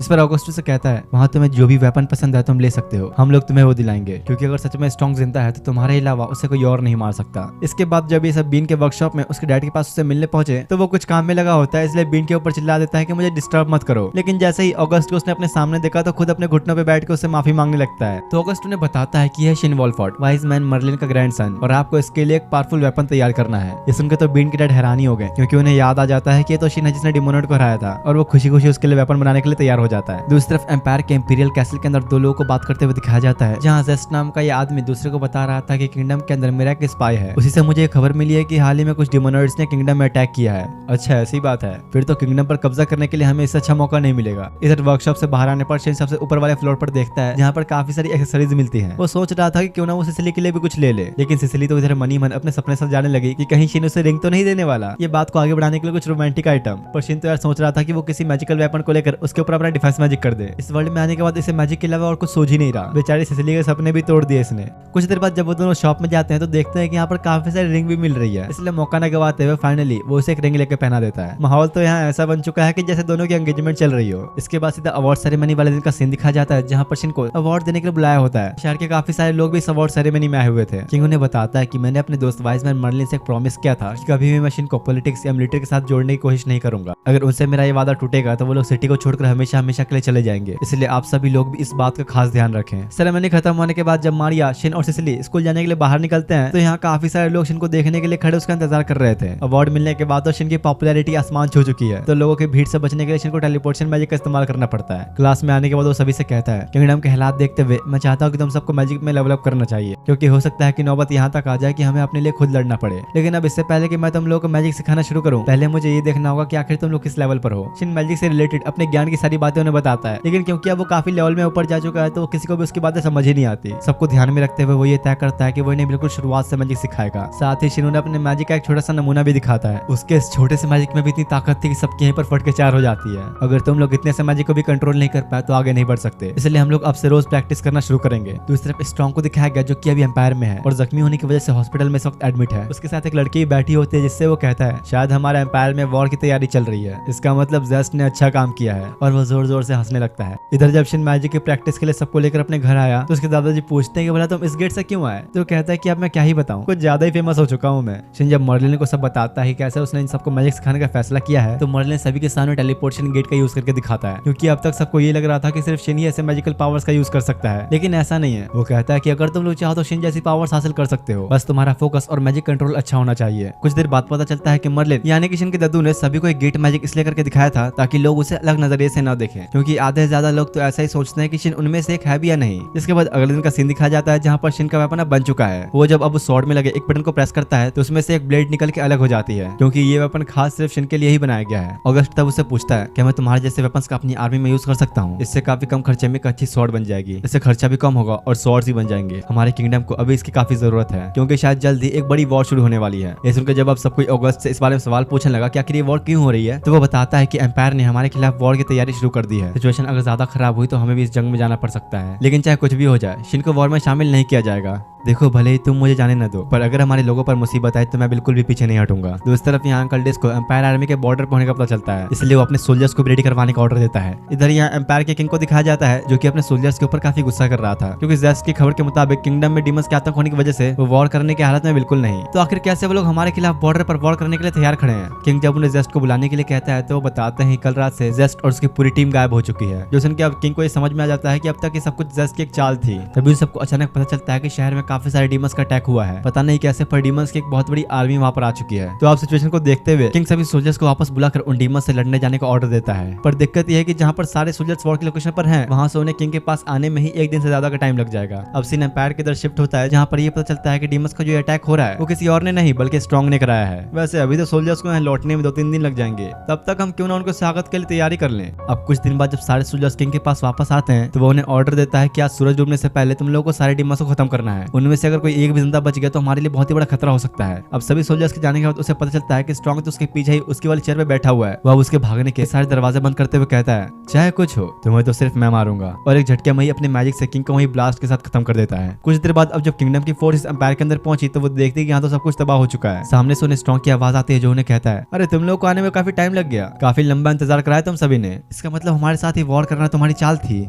हाँ थी तो, लेकिन अब तुम लोग ये बातें किसी को बताने लायक नहीं रहोगे। और तब अचानक किंगडम के फोर्सेस के सामने एक साथ बहुत सारे डिमोनेट्स आ जाते हैं। इसके बाद अगले दिन महल में चल रही मीटिंग दिखाई जाती है जहाँ वो सभी लोग अंकल डिस को सारी बातें बताते हैं कि कैसे वॉर की पूरी साजिश स्ट्रॉन्ग ने रची थी, वो भी जिंदा है और उसके पास डिमोनेट्स की एक बहुत बड़ी आर्मी भी है, इसलिए हम सभी बिना लड़े ही वापस लौट आए। ये बातें जानकर अंकल डिस और परेशान हो जाते हैं कि भाई अब करना क्या चाहिए, आखिर ये स्ट्रॉन्ग चाहता क्या है। दूसरी तरफ इधर अकेडमी के अंदर टीचर विशिन और उसके सारे दोस्तों को सारी बातें बता देता है जो भी स्ट्रॉन्ग ने एम्पायर में किया। अब हो सकता है कि यहाँ की आर्मी को उनसे लड़ने के लिए हमारी जरूरत पड़े, इसलिए हम सबको लेवल अप करना होगा। तो अब से हम नाइट ट्रेनिंग स्कूल के साथ मिलजुल कर प्रैक्टिस करेंगे। लेकिन शिन को ये समझ नहीं आता कि सभी ने सुन के ऐसा मुंह क्यों बना लिया। तो असल में यार बात यह है कि नाइट ट्रेनिंग स्कूल के बच्चों से इन सब की बिल्कुल भी नहीं बनती, उल्टा वो लोग तो इन्हें चिढ़ाते ही रहते हैं, इसलिए कोई भी नहीं चाहता कि अब उनके साथ हाथ मिलाया जाए। वो तब शिन से पूछते हैं, तुम तो मैजिक और स्वॉर्ड दोनों का यूज कर सकते हो, क्या तुम्हें किसी नाइट ने ट्रेनिंग दी है। अरे हाँ, मुझे मेरे अंकल मिशेल ने ट्रेनिंग दी थी। ये सुनकर तो सबके होश उड़ जाते हैं, क्योंकि मिशेल को यहाँ के लोग बहुत ही प्रोफेशनल स्वॉर्ड्समैन मानते हैं, उसके जैसे स्वॉर्ड्समैन पूरे किंगडम में और कोई नहीं। शिन उन्हें कहता है कि अब तुम लोग अपने ये फालतू झगड़े छोड़ो, हमें साथ मिलकर ट्रेनिंग करनी चाहिए। कुछ देर बाद बाद अब सारे स्कूल ट्रेनिंग के लिए कैपिटल गेट के पास आते हैं, जहाँ उन्हें अपनी टीम बनाकर फॉरेस्ट के अंदर जाकर डीमंस को खत्म करना है। एक टीम में 4 मैजिक एकेडमी के स्टूडेंट्स और 4 नाइट स्कूल के स्टूडेंट्स होंगे, जहाँ शिन की टीम में ऑगस्ट, मारियो और सिसिली के साथ 4 नाइट स्कूल के ट्रेनिंग के स्टूडेंट भी थे। उनसे बातें करते हुए उन्हें समझाने की कोशिश करता है कि अब हमें साथ मिलकर काम करना चाहिए, इसलिए अब तक चलते आ रहे इस फालतू के झगड़े का कोई फायदा नहीं। लेकिन उसकी बातों से इन लोगों के बीच और ज्यादा ही लड़ाई शुरू हो जाती है। काफी देर तक बहस करने के बाद जब वो सब फॉरेस्ट में पहुंचे तो देखते हैं कि मार्क्स और क्रिस्टियाना उनके एडवाइजर के तौर पर आए हैं। और यार तुम सभी को ये दोनों याद है कि भूल गए? अपने अपने स्कूल में ये दोनों बहुत फेमस भी हैं। ट्रेनिंग के लिए जब सब उस फॉरेस्ट के अंदर जाने लगे तो नए ट्रेनिंग स्कूल के स्टूडेंट्स आगे आगे चल रहे थे, क्योंकि आते वक्त इन सभी की लड़ाई होने की वजह से ये लोग मैजिक एकेडमी वालों का साथ नहीं लेना चाहते। तभी शिन और मार्क्स को पास ही एक डीमन का पता चलता है जो कि काफी करीब था, लेकिन इससे पहले कि वो लोग कुछ कर पाते अचानक उस डीमन ने ही अटैक कर दिया। नाइट ट्रेनिंग वाले अब खुद को साबित करने के लिए सबसे पहले जाके उस डीमन के ऊपर अटैक करने लगते हैं, पर कोई फायदा नहीं होता। सबके सब कुछ सेकंड में हार कर जमीन पर लाचार पड़े थे। और इस बार हमेशा की तरह एक झटके में उस डीमन के सर को धड़ से अलग कर देता है, जिसे चारों मिलकर भी नहीं हरा पा रहे थे। क्रिस्टियाना उन्हें डांटते हुए कहती है, तुम सब खुद को हमेशा बहुत ही आगे समझते हो, लेकिन असलियत तो ये है कि तुम्हें बैटलफील्ड की जरा भी नॉलेज नहीं है। शिन और उसके फ्रेंड्स के मुकाबले तुम लोग कुछ भी नहीं। ये सब सुनने के बाद अभी इन्हें थोड़ा अपनी गलती का रियलाइज होता है, और अब जब सिसिली आके उन्हें अपने माइक से हील करने लगी तो ये सारे के सारे उस पर ही फिदा हो जाते हैं। जिसके बाद से तो लोग मधुमक्खी बन के सिसिली के आसपास ही मंडराने लगते हैं, जो देखकर तो भाई अपने शिन की बहुत ही जल रही थी। बेचारे ने खुद को बस किस तरह कंट्रोल किया हुआ था। ऑगस्ट उससे कहता है कि अगर तुम्हें सच में जलन हो रही है तो उन्हें बोल दो ना कि भाई तुम लोग मेरी वाली से दूर रहो। लेकिन दिक्कत तो ये है कि वैसा कुछ बोल नहीं सकता, क्योंकि इनका लव अभी ऑफिशियल नहीं हुआ। अचानक तभी मार्क्स और शिन को आसपास कई सारे डीमंस को होने का एहसास होता है। तभी कुछ एडवाइजर्स भी आके उन्हें वहां से चले जाने के लिए कहते हैं, क्योंकि सामने से 100 से भी ज्यादा डीमंस इसी तरफ आ रहे हैं। क्रिस्टियानो ने कहते कि अब बस तुम सभी लोग शिन का ये शो पॉपकॉर्न लेके एंजॉय करो। जिसके बाद वो अब एक ऐसा मैजिक यूज करने वाला होता है जिसे आज से पहले उसने कभी नहीं किया। इतने नजदीक आ रहे सारे के सारे डीमंस को वो एक झटके में खत्म कर डालता है। सिर्फ इतना ही नहीं, सामने का पूरा जंगल भी डीमंस के साथ साथ ऐसे गायब हो गया कि जैसे वहाँ कभी कुछ था ही नहीं। लगता है इसने उन लड़कों का गुस्सा भी इन डीमंस पर ही उतार दिया। उसकी पावर्स देख के अब वो लड़की जो कि कुछ देर पहले काफी बड़ी बड़ी बातें कर रही थी, खुद ही आके शिन से माफी मांगने लगती है। मुझे माफ करना सिसिली, मैंने तुम्हारे बॉयफ्रेंड को काफी बुरा भला कहा। अरे नहीं नहीं, तुम गलत समझ रही हो, हमारे बीच ऐसा कुछ भी नहीं है। उसके कहने के बाद बेचारे दोनों एक दूसरे से शर्माने लग जाते हैं। इसके बाद से अब शिन की पूरी टीम एक साथ मिलकर डीमन से फाइट करने लगती है, और पहली बार नाइट ट्रेनिंग स्कूल के स्टूडेंट्स भी साथ मिलकर काम कर रहे थे।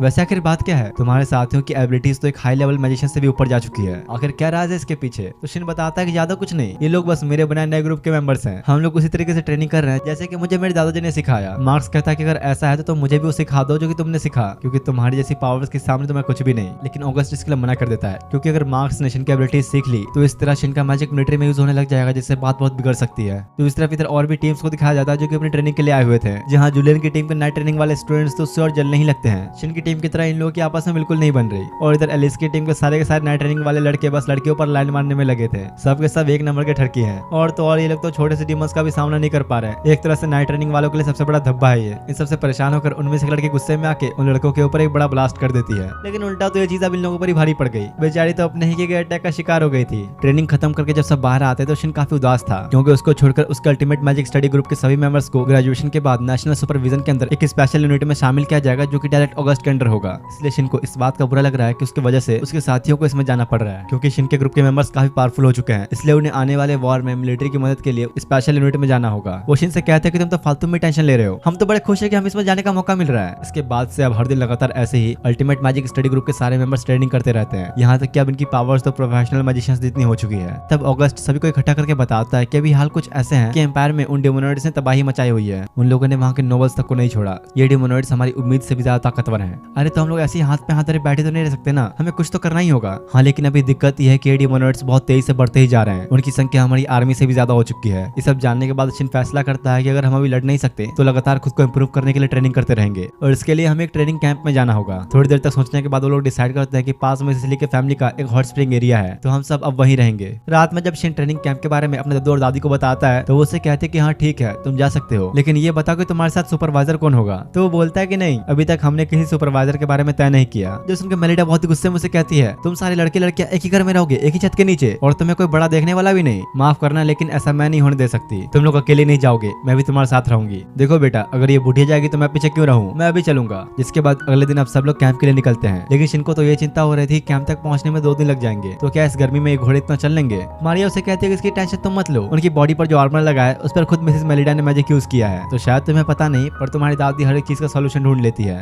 शाम होने पर अब जब वो लोग एक घने जंगल से गुजर रहे थे तो उनके सामने कई सारे डीमंस आते हैं, लेकिन इस बार उनका हाल पहले जैसा नहीं। अब तो ये लोग आपस में इस बात पे लड़ने लगे कि डीमंस को हराएगा कौन। सब कुछ लिपटा के 2 दिन सफर करने के बाद वो लोग उस सिटी में पहुंचते हैं जहाँ पर सिसिली रहती है, और तो और ये जगह उनकी उम्मीद से भी ज्यादा खूबसूरत है। सिसिली के घर में एंटर करते ही काफी सारे सर्वेंट्स उन सबका वेलकम करते हैं। ये तो भाई शिन से भी ज्यादा अमीर निकली।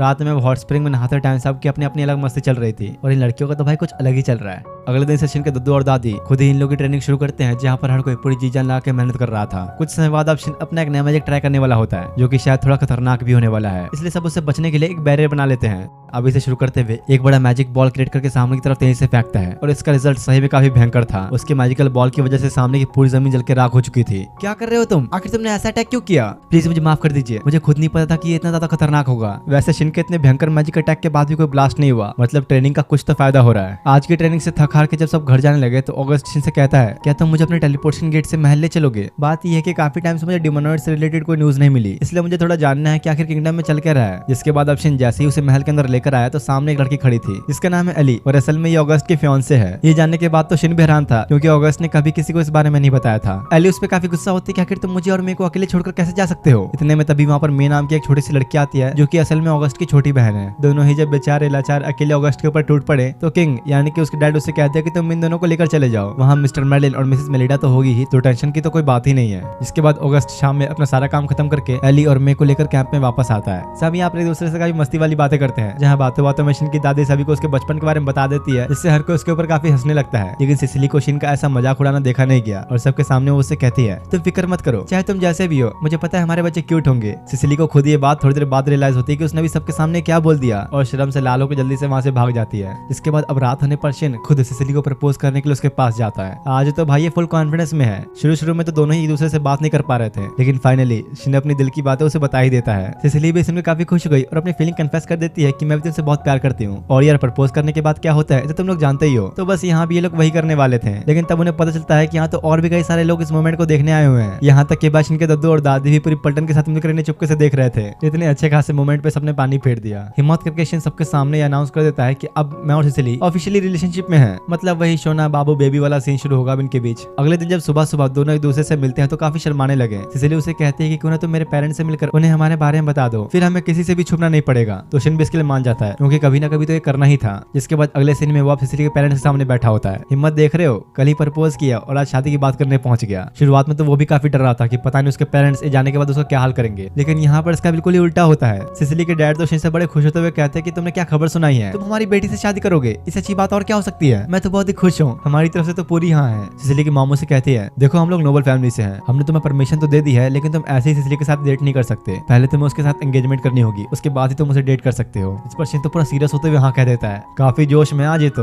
दूसरी तरफ स्ट्रॉन्ग को दिखाया जाता है जो कि एम्पायर में बैठा अपने अगले चाल की प्लानिंग कर रहा है। और यार कुछ तो अब बहुत ही भयंकर होने वाला है। इधर यहाँ आज जब सब ट्रेनिंग कर रहे थे तो शिन अब फिर से अपना एक न्यू मैजिक ट्राई करने का सोचता है। जो सुनते ही सामने खड़े सबके सब जल्दी से प्रोटेक्शन वॉल खड़ी कर लेते हैं। क्या पता इस बार ये अपने अटैक से हमें ही ना उड़ा दे। तो शिन कहता है चिंता मत करो, इस बार मैं कुछ बहुत ही अलग करूंगा। वो अब एक स्टोन को लेकर उस पर अपनी कोई मैजिक ट्रिक अप्लाई करके हवा में उड़ा देता है। किसी को भी देख के विश्वास नहीं होता कि भाई ये कैसा चमत्कार है। असल में वही फ्लोटिंग मैजिक है जिसे स्ट्रॉन्ग ने शिन से लड़ते वक्त यूज किया था। तो अब अपने इस नए मैजिक को ढंग से टेस्ट करने के लिए वो इसे खुद के ऊपर ट्राई करता है और अगले ही सेकंड वो हवा में खड़ा होता है। इन सबके तो होश ही उड़ चुके थे, भाई कहाँ से लाता है ऐसी मैजिक पावर्स, इसके सीखने की कोई लिमिट है भी या नहीं। अरे मुझे सीखना जरूरी था, स्ट्रॉन्ग से फाइट भी तो करनी है। इसी के साथ उनकी आज की ट्रेनिंग खत्म होती है। इसके कुछ दिन बाद ये पता चलता है कि शिन और उसके होने वाली वाइफ ने एंगेजमेंट कर ली है, वो भी मर्लिन और मेलिडा को बिना बताए। इसलिए आप दोनों माफी मांगने आए हुए थे। देखो मुझे इस बात से कोई प्रॉब्लम नहीं है, लेकिन इससे पहले कि ये बात लोगों के सामने आए मुझे सिसिली के पेरेंट्स से मिलना पड़ेगा। इसके बाद मर्लिन और मेलिडा शिन के साथ सिसिली के पेरेंट्स के पास आते हैं। मेलिडा उन्हें सारी बातें बिल्कुल सच बता देती है कि शिन और उसके बीच कोई खून का रिश्ता नहीं, ये हमारा एक एडॉप्टेड चाइल्ड है। असल में इन दोनों को अब तक ये लग रहा था कि सिसिली के पेरेंट्स ने शिन को एंगेजमेंट करने की परमिशन इसलिए दी क्योंकि वो उनका ग्रैंडसन है, लेकिन ऐसा नहीं है। सिसिली के पेरेंट्स ने शिन को परमिशन उसका फैमिली बैकग्राउंड देख के नहीं बल्कि शिन को देख के दी, क्योंकि उन्हें यकीन है कि वो सिसिली से प्यार करता है और उसकी हमेशा रक्षा भी करेगा। इन सभी लोगों की यहाँ पर ऐसी कुछ और बातें चलती हैं। इसके बाद फाइनली इन दोनों को ही अपनी फैमिली से परमिशन मिल जाती है। अगले दिन दिखाया जाता है कि शिन ने अपने ग्रुप के सारे मेंबर्स को एक नया आर्मर दिया है, जिसमें उसने बहुत सारे हाई लेवल के बैरियर्स लगा रखे हैं। दरअसल मैंने इस आर्मर पर ऑप्टिकल कैमोफ्लेज और कॉजी टेम्परेचर के नाम के 2 स्पेल्स यूज किए हैं। इससे तुम सभी हर एक सिचुएशन में खुद को दुश्मन से छुपाने के साथ साथ अपनी बॉडी के टेम्परेचर को भी कंट्रोल कर सकते हो। मेरे इस आर्मर से तुम लोग दुश्मन के हर एक चाल से बच सकते हो। इस पर ऑगस्ट कहता है, ये कुछ ज्यादा ही अपग्रेड्स नहीं कर दिए तुमने, लगता है आज की ट्रेनिंग काफी खतरनाक होने वाली है। हाँ तुमने सही कहा, क्योंकि आज हम लोग कैटास्ट्रॉफिक क्लास के डीमन से लड़ने जाएंगे। जो सुनते ही सारे डर जाते हैं। तो शिन उन्हें कहता है कि चिंता मत करो, तुम सभी अब इतने ट्रेंड हो चुके हो कि उनसे लड़ सको।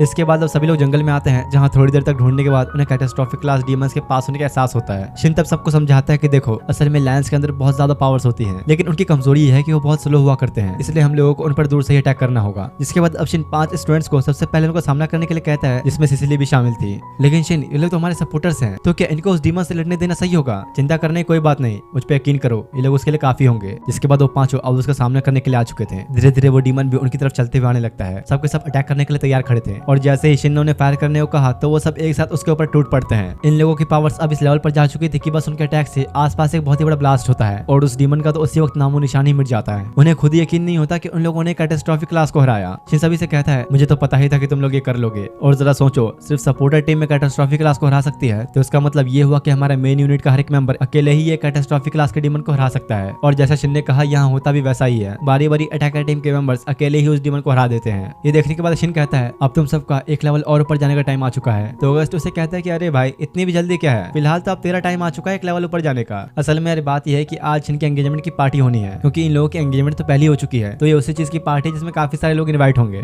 सिसिली को ऐसे सजा हुआ देखकर शिन तो उसमें खो ही जाता है। और अब इससे पहले कि इन दोनों के बीच में कुछ होता, सिसिली की मॉम वहां आ जाती है। तुम लोग इसे बाद में करना, पहले पार्टी में आ जाओ जल्दी। जिसके बाद अब दोनों जब एक साथ एंट्री लेते हैं तो काफी अच्छे लग रहे थे। डिस सभी से कहता है, मैं यहाँ का किंग, इस एंगेजमेंट का विटनेस हूँ, तो इस खुशी के मौके पर चलो पार्टी शुरू करते हैं। काफी देर तक मस्ती और खाना पीना करने के बाद शिन सिसिली के साथ बाहर आता है। देखो, मैं जानता हूँ कि हमारी एंगेजमेंट हो चुकी है, लेकिन क्या करूँ, मुझे पहले कहने का मौका ही नहीं मिला। और तब शिन उसे शादी के लिए प्रपोज कर देता है। किंगडम के अंदर तो फिलहाल सब कुछ अच्छा चल रहा था, लेकिन दूसरी तरफ यहाँ पर एम्पायर में स्ट्रॉन्ग सभी टाउन और विलेजेस को तबाह कर चुका है। उसकी प्लानिंग भी बहुत ही खतरनाक थी। असल में जब नोबल्स मस्त ऐशोआराम की जिंदगी जी रहे थे, तब दूसरी तरफ काफी सारे विलेजर्स भूखे मर रहे थे। तो स्ट्रॉन्ग ने उन सभी को डिमोनॉइड में बदलकर उनके ही हाथों नोबल्स को खत्म करवा दिया। स्ट्रॉन्ग अब अपनी डिमोनॉइड आर्मी से कहता है, अब तो हम लोग एम्पायर को पूरी तरह से तबाह कर चुके हैं, तो अब क्या? क्योंकि एम्पायर को पूरी तरह से बर्बाद करना ही मेरा मकसद था, लेकिन क्योंकि अब वो पूरा हो चुका है तो अब मेरे पास करने को कुछ भी नहीं बचा। उसकी बातें सुनकर एक डिमोनॉइड कहता है, आखिर आप तुम ये क्या कह रहे हो? अब तो हमारे पास इतनी ताकत है कि हम हर एक राज्य के ऊपर कब्जा कर सकते हैं। डिमोनॉइड्स की इतनी बड़ी आर्मी के साथ बस हर जगह हमारा राज होगा। लेकिन स्ट्रॉन्ग उसे इसके लिए साफ मना करते हुए कहता है, अब तुम लोग अब जो चाहे कर सकते हो, मैं तुम्हें नहीं रोकूंगा। मेरा मकसद इतना ही था जो अब पूरा हो चुका है, तो अब मुझे बीच में मत घसीटना। उसकी ये बातें सुनकर वो डिमोनॉइड पूरी सेना को छोड़कर अकेले ही वहां से चला जाता है। देखो, मेरी बात अब साफ है, अगर तुम में से किसी और को भी उसके साथ जाना है तो जा सकता है। तभी स्ट्रॉन्ग के पास खड़ी उसके एक साथ ही मारिया उससे पूछती है, आखिर आपको सिर्फ एम्पायर से इतनी नफरत क्यों है? मैंने तो सुना था कि एक टाइम पर आप एम्पायर के अगले किंग बनने वाले थे, तो आखिर अब ये सब क्यों? मीडिया को समझाने के लिए स्ट्रॉन्ग उसे अपनी पूरी स्टोरी बताता है कि आखिर वो एम्पायर से इतनी नफरत क्यों करता है। और तुम लोगों को भी अभी समझ में आएगा कि हर विलन बुरा नहीं होता। स्ट्रॉन्ग बताता है, करीब 2 साल पहले मैं बहुत ही नेक और साफ दिल इंसान हुआ करता था। मैं हमेशा एम्पायर के लोगों की हर काम में मदद किया करता था। असल में बचपन से ही स्ट्रॉन्ग को सिखाया गया था कि कॉमनर्स यानी कि आम इंसान नोबल्स के दुश्मन होते हैं, इसलिए उनके साथ कभी अच्छा बर्ताव नहीं करना चाहिए। लेकिन जब स्ट्रॉन्ग बाहर के देशों में घूमने गया तो वहाँ की सिचुएशन बहुत ही अलग थी। वहाँ कॉमनर्स हो या नोबल्स, हर कोई मिलजुल कर रहता था। स्ट्रॉन्ग को तब ये बात रियलाइज हुई कि एम्पायर में लोगों के साथ कितना गलत हो रहा है, इसलिए वो अब चाहता था कि वो किसी भी तरह इस भेदभाव को खत्म करे। वैसे स्ट्रॉन्ग की लाइफ अभी बहुत अच्छी चल रही थी। वो आम इंसानों के साथ हमेशा मिलजुल कर रहता और उनकी काफी हेल्प भी करता। यहाँ तक कि उसकी एक वाइफ भी थी जो कि अभी प्रेग्नेंट है, और स्ट्रॉन्ग उसे काफी पसंद भी था। लेकिन वो खुद लोगों के साथ इतना बिजी रहता कि उसके पास अपनी वाइफ के लिए टाइम नहीं था। और अब ये बात तुम लोग भी अच्छे से जानते ही हो कि अच्छे इंसान के साथ कभी भी अच्छा नहीं होता। वैसा ही कुछ यहाँ पर स्ट्रॉन्ग के साथ भी था, क्योंकि एम्पायर में सारे नोबल्स उसके पीठ पीछे उसे रास्ते से हटाने की प्लानिंग कर रहे थे। उनके मुताबिक अगर ऐसा चलता रहा तो स्ट्रॉन्ग एम्पायर का अगला किंग बन जाएगा और हमेशा आम इंसानों के फायदे के लिए ही रूल्स बनाएगा। इसलिए इन सभी ने मिलकर उसे रास्ते से हटाने के लिए एक प्लान तैयार किया है। जिसके बाद अगले दिन उसके घर पर एक लेटर आता है जिसमें लिखा हुआ था कि एम्पायर के हायर ऑफिशियल्स को उसके आइडियाज काफी पसंद आए हैं और जल्दी वो लोग इस बारे में एक मीटिंग करने वाले जिसमें स्ट्रॉन्ग को भी बुलाया गया है। लेकिन उसकी वाइफ को ये बात थोड़ी अजीब लगती है और उसे कहती है, आखिर उन लोगों ने तुम्हें ऐसे अचानक क्यों बुलाया? हो सकता है कि उनकी कोई साजिश हो। अरे तुम चिंता मत करो, मुझे कुछ नहीं होगा, तुम बस अपना ख्याल रखो। वैसे भी अगर कुछ हुआ तो तुम तो जानती होगे, मैं सब कुछ संभाल लूंगा। उसे बैग कह के स्ट्रॉन्ग अब महल के लिए निकल जाता है। और यही तो उन लोगों की प्लानिंग थी, क्योंकि उसके जाने के बाद कुछ नोबल्स पूरी सिटी में अफवाह फैला देते हैं कि स्ट्रॉन्ग को तुम लोगों से कोई मतलब नहीं, वो तो बस तुम सभी को किडनैप करके तुम्हें गुलाम बना के बेचना चाहता है। यही वजह है कि वो तुम लोगों के साथ इतना अच्छे होने की एक्टिंग कर रहा है। इसी तरह से अफवाह फैलाकर नोबल्स ने सभी आम लोगों को स्ट्रॉन्ग के खिलाफ भड़काते हुए उन्हें ये समझाता है कि वो तुम्हारा सबसे बड़ा दुश्मन है, जो कि तुम्हारे पीठ पीछे तुम पर वार करेगा। और सारे बेवकूफ लोग ये बात मान भी लेते हैं। किसी ने भी थोड़ा सा ये नहीं सोचा कि स्ट्रॉन्ग ने हमारी कितनी मदद की है। टाउन का हर एक इंसान अब उसके खिलाफ हो चुका है। सबको भड़काने के बाद वो नोबल उन्हें कहता है, अब हम लोग पुलिस का इंतजार नहीं कर सकते, हमें खुद ही कुछ करना होगा, नहीं तो हमारे और भी ज्यादा लोग उसके हाथों शिकार हो जाएंगे। उसकी बातें सुनकर सभी के मन में स्ट्रॉन्ग के खिलाफ नफरत बढ़ जाती है। वो सब लोग गुस्से में सीधा जाकर स्ट्रॉन्ग के घर पर आग लगा देते हैं। और उस वक्त घर में स्ट्रॉन्ग की प्रेग्नेंट वाइफ भी मौजूद थी और उन लोगों ने पूरे घर के साथ उसको भी जला दिया था। स्ट्रॉन्ग दूर से सब देख के जल्दी से अपने घर पहुंचता है, लेकिन तब तक काफी देर हो चुकी थी। वो अपने सामने अपनी वाइफ की डेड बॉडी को देखता है। स्ट्रॉन्ग जब उन सभी लोगों से सब करने की वजह पूछता है तो वो उसे कहते हैं, अब तुम हमसे छुपा नहीं सकते, हमें यह पता चल चुका है कि तुम हम लोगों को किडनैप करके दूसरे देशों में बेचने का काम करते हो और तो और हमने तुम्हारे किडनैप की हुई लड़कियों को ही पकड़ा जहाँ पर तुम्हारे लोग भी थे। सच बताना, तुम लोगों को क्या लगता है मैं क्या तुम्हारे साथ ऐसा कर सकता हूँ? और मान लो अगर मैं करता भी तो मैं भला इस तरह खुलेआम क्यों करता? उसकी ये बातें सुनने के बाद इन सबको रियलाइज होता है कि उन्होंने कुछ गलत कर दिया और स्ट्रॉन्ग से माफी मांगते हैं। अरे वाह, अब तुम लोग मुझे सॉरी कह रहे हो। जाओ मेरी वाइफ की डेड बॉडी से भी सॉरी कह दो। स्ट्रॉन्ग का दुख और दर्द इस वक्त इतना बढ़ चुका था कि वो एक बिल्कुल ही अलग रूप में आने लगता है। अब मुझे समझ में आया कि मैं कितना बड़ा बेवकूफ था जो तुम लोगों के लिए सब कुछ करता रहा। तुम सब भी उन नीच नोबल से कम नहीं। स्ट्रॉन्ग अपनी वाइफ और होने वाले बच्चे के जाने का गम बिल्कुल भी सह नहीं पाता और बहुत जोर जोर से चिल्लाने लगता है। स्ट्रॉन्ग की पावर्स उसके कंट्रोल से बाहर चली जाती है। इस बदले की आग ने अब उसे पूरी तरह एक डिमोनॉइड के अंदर बदल दिया और एक बड़े से ब्लास्ट के साथ उसके आसपास की सारी चीजें डिस्ट्रॉय हो जाती हैं। और तब उसी वक्त से स्ट्रॉन्ग ने एम्पायर को बर्बाद करना ही अपना मकसद बना लिया था। वैसे यार अब तुम लोग बताओ क्या लगता है स्ट्रॉन्ग ने सही किया या गलत? उसकी सारी कहानी सुनने के बाद स्ट्रॉन्ग का एक साथी जेस्ट लॉरेंस नाम के एक डिमोनॉइड से कहता है अब जब क्योंकि स्ट्रॉन्ग का मकसद पूरा हो चुका है तो क्या तुम्हें नहीं लगता कि आगे इतनी बड़ी आर्मी को संभालने के लिए उसे एक नए मकसद की जरूरत होगी? लॉरेंस को कुछ समझ नहीं आता तो जेस्ट उसे कहता है कि मैं चाहता हूँ कि तुम बाकी डिमोनॉइड्स के साथ मिलकर स्वीट किंगडम पर अटैक कर दो क्योंकि वो किंगडम काफी छोटा होने के साथ साथ किंगडम ऑफ एल्डशील्ड का पड़ोसी भी है। तो अगर वहाँ डिमोनॉइड्स का अटैक होगा तब वो जरूर आएगा। क्या मतलब तुम्हारा? कौन आएगा? जिस पर वो जवाब देता है शिन वॉलफॉर्ड। स्ट्रॉन्ग के अगले मकसद के लिए वो हमारा बिल्कुल ही सही टारगेट रहेगा। मैं समझ गया, तुम उसकी ताकत का अंदाजा लगाना चाहते हो ताकि जब स्ट्रॉन्ग उसका सामना करे तो हमें उसकी कमजोरी पता हो। जिसके बाद एल्डशील्ड किंगडम को दिखाया जाता है जहाँ पर ऑगस्ट का क्राउन प्रिंस बनने का इवेंट चल रहा है। क्राउन प्रिंस बनने का मतलब अब ऑफिशियली ऑगस्ट को अंकल डिस्क के बाद अगला किंग तय कर दिया गया है। सेरेमनी चली रही थी कि तभी एक सोल्जर आके कहता है महाराज ये बहुत ही जरूरी है, स्वीट किंगडम में डिमोनॉइड्स ने अटैक किया है, उनकी आर्मी के सामने सोल्जर्स कुछ भी नहीं कर पा रहे हैं। ये सुनते ही सब लोग काफी घबराने लगते हैं और उनके बीच डर का माहौल बनने लगता है। ऑगस्ट आके सभी से कहता है आप सभी लोग को डरने की कोई जरूरत नहीं, हमारे पास पड़ोसी देश को बचाने के लिए हथियार है। तब ऑगस्ट शिन को सामने लाके सभी को उसके बारे में बताते हुए कहता है ये है शिन वॉलफॉर्ड, आप सभी लोग तो इसे जानते ही होंगे। तो अगर ये हमारे साथ है तो किसी भी तरह की आर्मी हमारा कुछ भी नहीं बिगाड़ सकती और हमारी पूरी टीम अब स्वीट किंगडम में जाने वाली है। जिसके बाद अगले ही सीन में शिन और अल्टीमेट मैजिक ग्रुप के सारे मेंबर्स जाने के लिए तैयार हो जाते हैं। ऑगस्ट शिन को लोगों के सामने कुछ मोटिवेशनल स्पीच देने को कहता है और साथ ही उसे टीम का एक नया नाम चुनने की जिम्मेदारी भी दे देता है। शिन तो ये सुनकर और परेशान हो गया कि भाई मुझे अब स्पीच भी देनी होगी। ऑगस्ट हमेशा बेचारे को फंसा ही देता है। फाइनली हिम्मत करके वो सभी से कहता है आप लोग को आप फिक्र करने की कोई जरूरत नहीं, हमारी टीम इतनी ट्रेंड है कि हमारा हर एक मेंबर अकेले ही कई सारे डिमोनॉइड्स को दूर चटा सकता है और अब हमारी इस टीम का नाम होगा द अल्टीमेट मैजिशियंस। शिन को ये उम्मीद तो नहीं थी लेकिन उसकी स्पीच सुनने के बाद लोगों में बहुत ज्यादा जोश भर जाता है। पर टीम का नया नाम सुनकर सभी शौक थे कि भाई इसे कुछ अच्छा नाम नहीं सोचा और अगस्त साइड में खड़ा ये सब देख के दांत फाट रहा होता है। कुछ देर बाद शिन जाने के लिए सभी के ऊपर फ्लोटिंग मैजिक यूज करता है जिससे सबके सब हवा में उड़ने लग जाते हैं। दूसरी तरफ स्वीट किंगडम में 100 से भी ज्यादा डिमोनॉइड्स अटैक कर चुके थे जो देख के उनकी आर्मी का कमांडर जल्दी से एल्डशील्ड किंगडम से हेल्प बुलाने के लिए कहता है। लेकिन दिक्कत ये थी कि इन लोगों तक हेल्प पहुंचने में ही कई दिन लग जाएंगे, तब तक तो सब कुछ खत्म हो जाएगा।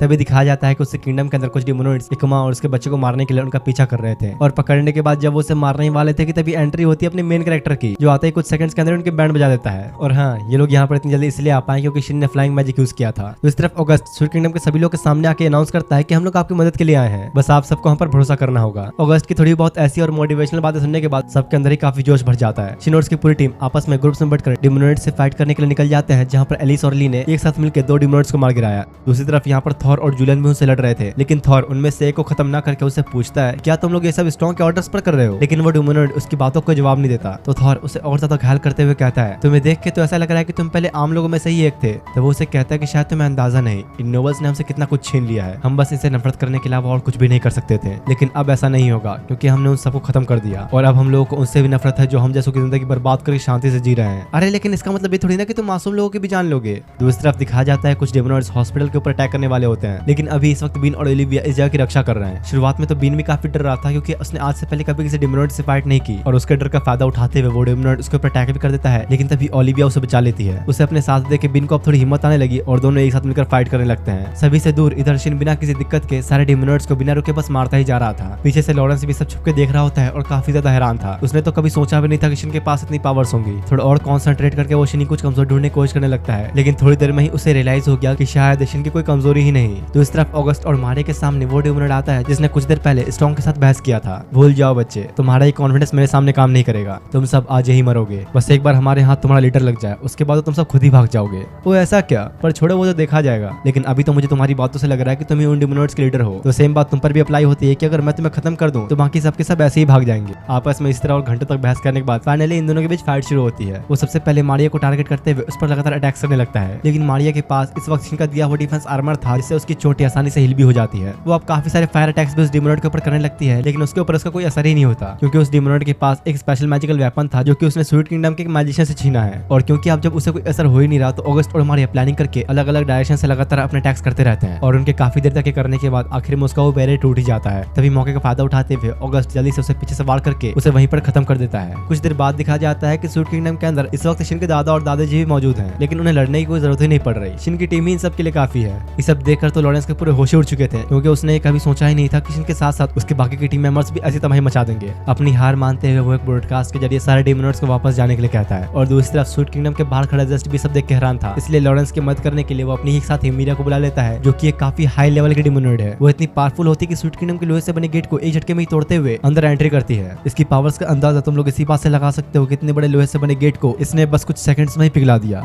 चलो अब देखते हैं आखिर तुम इंसानों में कितनी ताकत है। इसके बाद मीरिया देखते ही देखते किंगडम में हर जगह तबाही का माहौल बना देती है। दूर खड़ा स्ट्रॉन्ग भी सब देख रहा था और कहता है, अरे मीरिया, ये तुमने क्या किया? आखिर तुमने जस्ट की बात मानी ही क्यों? इधर सिसिली को दिखाया जाता है, जो कि किंगडम के सभी इंजर्ड लोगों को हील करने में लगी होती है। अचानक तभी एक औरत को समझ मांगते हुए कहती है, प्लीज किस तरह तुम मेरे पति को बचा लो, उसकी हालत बहुत ज्यादा खराब है। ये सुनते ही सिसिली अब जब उस औरत के पति के पास पहुंची तो देखती कि वो तो काफी इंजर्ड हो रखा है। शायद सिसिली के हीलिंग मैजिक यूज करने के बाद भी उसकी हालत ठीक नहीं हो पाएगी। दूसरी तरफ शिन को फील हो जाता है किंगडम में अब ऐसा कोई आ चुका है जिसके पास बहुत ज्यादा डिस्ट्रक्टिव पावर्स हैं। इधर मीरिया यहाँ एक एक करके सभी को मारने में लगी थी, लेकिन कुछ ही देर में एलिस और लिन वहाँ पहुंचकर उसके अटैक को रोक लेते हैं। अरे वाह, मेरे अटैक को रोक लिया। आखिर तुम दोनों हो कौन? हाँ, शायद तुम हमें जानती नहीं। हम हैं अल्टीमेट मैजिशियन ग्रुप के मेंबर्स। जिसके बाद लिन और एलिस मिलकर मीरिया को अटैक करने लगे, पर उस पर कोई असर ही नहीं होता। वो अचानक ही एलिस को पकड़कर आगे रख लेती है ताकि कोई भी उस पर अटैक न करे। दूसरी तरफ लॉरेंस को भी पता चल गया था कि कोई उनकी मदद के लिए आ चुका है, इसलिए वो सभी डिमोनॉइड्स को किंगडम से बाहर जाने का ऑर्डर देता है। जो सुनते ही सब भागने ही लगे कि तब शिन उन्हें देखते उन्हें रोकने की कोशिश करता है, लेकिन सामने किंगडम के कुछ सोल्जर्स भी खड़े थे, इसलिए उसे अपने अटैक की डायरेक्शन चेंज करनी पड़ती है। वो जैसे ही दोबारा उन पर अटैक करने वाला था कि तब सामने उसे मीरिया का अटैक से हुआ एक बड़ा ब्लास्ट दिखता है। असल में इधर मीरिया एलिस को शील्ड की तरह यूज करते हुए लिन पर लगातार काफी सारे अटैक्स कर रही थी। तभी टीम के 2 और मेंबर्स टोनी और यूरी भी उसकी हेल्प करने के लिए पहुंचते हैं, लेकिन सबसे बड़ी दिक्कत यह है कि सब लोग मिलकर भी मीरिया को थोड़ा सा भी चोट नहीं पहुंचा पाते हैं। अचानक तभी वो बेहोश पड़े टोनी पर अटैक कर देती है, जो देखकर जैसे ही एलिस उसे बचाने के लिए गए तो वो उसे बड़े से पत्थर से मारकर वहीं बेहोश कर देती है। सबके बुरी तरह हारने के बाद वो अब उन्हें मारने ही चाह रही थी कि तभी शिन बीच में आता है, और अब जैसे ही इन दोनों के बीच फाइट शुरू हुई तो मारिया, ऑगस्ट, थॉर और जूलियन भी वहां पहुंच जाते हैं। इस बार लड़ते हुए शिन बिना अपनी पावर्स को रोक के लगातार अटैक्स कर रहा था, जो देख के मीरिया को भी समझ में आ जाता है कि वो शिन के सामने ज्यादा टिक नहीं पाएगी, इसलिए उससे बच के भागने के लिए वो एक बड़ा अटैक करने का प्लान करती है। शिन भी उसकी चाल समझ चुका था और अपने साथियों को जल्दी से भागने के लिए कहने ही वाला था कि तभी मीरिया उन पर एक अटैक करके जल्दी से वहां से भागने लग जाती है। शिन भी पीछा करके उसे रोकने की कोशिश तो करने लगा, लेकिन लॉरेंस बीच में आ जाता है। जल्दी करो, यही हमारे लिए सही मौका है, इन पर एक्सप्लोसिव मैजिक यूज करो। जो सुनते ही मीरिया एक बड़ा एक्सप्लोसिव अटैक तैयार करने लगती है। शिन भी सोचे पड़ चुका था कि वो आखिर करे क्या, अपने साथियों को बचाए या फिर मीरिया से फाइट करे। इतने में ही अचानक तभी वहाँ एक बड़ा ब्लास्ट होता है और शिन ने यहाँ पर सबको बचाने का फैसला किया। कुछ देर बाद जब उसके अटैक का धुआं हटता है तो सभी सही सलामत होते हैं, लेकिन मीरिया और लॉरेंस बच के भाग चुके थे। पर ऑगस्ट को अभी एक चीज समझ नहीं आ रही थी कि आखिर उनके इस डिमोनॉइड अटैक का मकसद क्या था और वो लोग भागे ही क्यों। वो कहता है कि आप चलो जो भी हो, अच्छी बात यह है कि स्ट्रॉन्ग या नहीं था, नहीं तो हमारा उससे बच पाना आसान नहीं होता। दूसरी तरफ सभी डिमोनॉइड्स को दिखाया गया जो कि वापस जा रहे हैं। लॉरेंस तो अभी भी शिन और उसकी टीम के बारे में ही सोचकर परेशान हो रहा था, क्योंकि उसे बिल्कुल भी उम्मीद नहीं थी कि उन लोगों के पास ऐसी पावर्स होंगी। इधर स्ट्रॉन्ग को दिखाया गया जो कि खुद से कहता है, मुझे लग रहा था कि एम्पायर खत्म होने के बाद सब कुछ शांत हो चुका है, लेकिन लगता है कि आप शिन वॉल फोर्ट के रहते मुझे बोर नहीं होना पड़ेगा। दूसरी तरफ शिन और ऑगस्ट सिसिली से मिलने पहुंचते हैं, जहां बीन और ओलिविया के साथ मिलकर वो कई सारे लोगों को हील कर रही है। शिन के पूछने पर ओलिविया उसे बताती है कि सिसिली अंदर एक इंसान को हील कर रही है जिसकी हालत काफी क्रिटिकल है। तभी ऑगस्ट कहता है कि इतने लोग काफी नहीं है, हमें और मदद चाहिए, और वो शिन से कहता है कि बाहर का मैं संभाल लूंगा, तुम अंदर जाकर सिसिली की मदद करो। इधर दिखाया जाता है कि वो भी पूरी कोशिश कर चुकी थी, लेकिन उस आदमी की हालत बिल्कुल भी सुधर ही नहीं रही है, और वो उनसे माफी मांगते हुए कहते हैं कि प्लीज मुझे माफ कर दीजिए, मैं अब कुछ नहीं कर सकती। आखिर में जब उसके पास कोई ऑप्शन नहीं होता तो अपना आर्मर उतारने लगती है, जिसमें ऑटो हीलिंग मैजिक का इस्तेमाल किया गया है। अगर वो आदमी इसे पहन ले तो शायद कुछ हो सकता है, लेकिन तभी शिन आके उसे रोकते हुए कहता है, तुम्हें अब इतना करने की कोई जरूरत नहीं, आर्मर का भी उस पर कोई असर नहीं होगा, पर तुम चिंता मत करो, अब ये मुझ पर छोड़ दो। इसके बाद जब शिन अपना हीलिंग मैजिक यूज करने लगा तो उसे पता चलता है कि आदमी तो बस अब मरने ही वाला था, बस सिसिली के मैजिक ने इसे रोक कर रखा हुआ था। शिन थोड़ा सब्र से काम करते हुए उसके सारे जख्मों को एक साथ हील करने के बजाय उन्हें एक एक करके हील करने लगता है। उसके इस तरीके से फाइनली उस आदमी की हालत में कुछ सुधार होने लगता है। दूर खड़ा ऑगस्ट भी सब देख के सोचता है कि शिन आखिर तुम हो क्या और कितना स्ट्रॉन्ग हो सकते हो। इसके आप कुछ देर बाद दिखा जाता है कि शिन और उसकी टीम को स्वीट किंगडम के किंग शुक्रिया कहते हैं, क्योंकि अगर ये लोग टाइम पे नहीं आते तो लोगों की जान बचने का कोई चांस ही नहीं था। बातों बातों में ऑगस्ट उन्हें कहता है, इस डिमोनॉइड अटैक में मुझे कुछ बातें समझ नहीं आई। पहली तो ये कि जिन डिमोनॉइड्स ने एम्पायर में अटैक किया था वो इस अटैक में शामिल नहीं थे, और दूसरी ये कि इन डिमोनॉइड्स का लीडर स्ट्रॉन्ग तो पहले ही एम्पायर को तबाह कर चुका है, तो आखिर उसने ये अटैक क्यों किया। और क्योंकि पिछली बार शिन ने उसे हराया था तो उसे ये बात तो अच्छे से पता ही होगी कि अगर वो स्वीट किंगडम पर अटैक करेगा तो उसकी फाइट शिन से होगी, तो आखिर वो सामने क्यों नहीं आया। हम लोग अभी कुछ पक्का नहीं कह सकते कि आखिर वो प्लानिंग क्या कर रहे हैं। तब ऑगस्ट एल्शेड किंगडम का प्रिंस होने के तौर पर किंग से पूछता है कि क्या मैं आपके और हमारे किंगडम के बीच एक अलायंस बना सकता हूँ। स्ट्रॉन्ग से फाइट करने के लिए हमें एक बड़ी अलायंस चाहिए।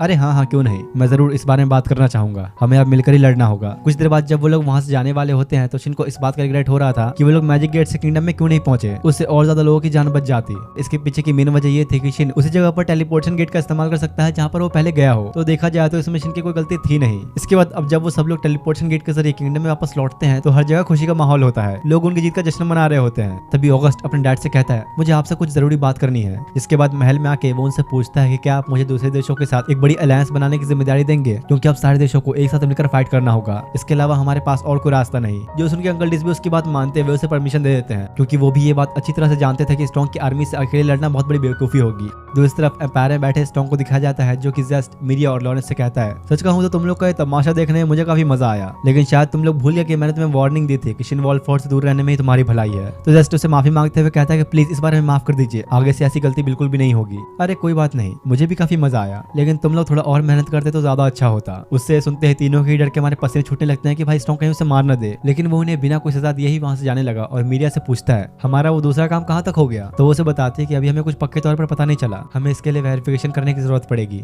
इधर किंगडम में दिखाया जाता है कि शिन और उसकी पूरी टीम सभी देशों के साथ अलायंस बनाने के लिए सफर पर जाने वाली है। अपने दद्दू और दादी को बैक आके शिन सबके ऊपर फ्लाइंग मैजिक यूज करके इस लंबे सफर पर निकल पड़ता है। और इसी के साथ इस एनिमे का सीजन 1 यहीं पर एंड होता है। अभी तक इसका सीजन 2 नहीं आया है। फिलहाल ये स्टोरी इतनी ही है। बाकी तुम लोग को एनिमे कैसा लगा कमेंट करके जरूर बताना। मिलते हैं आप तुम लोगों से नेक्स्ट वीडियो में, तब तक के लिए थैंक्स फॉर वॉचिंग।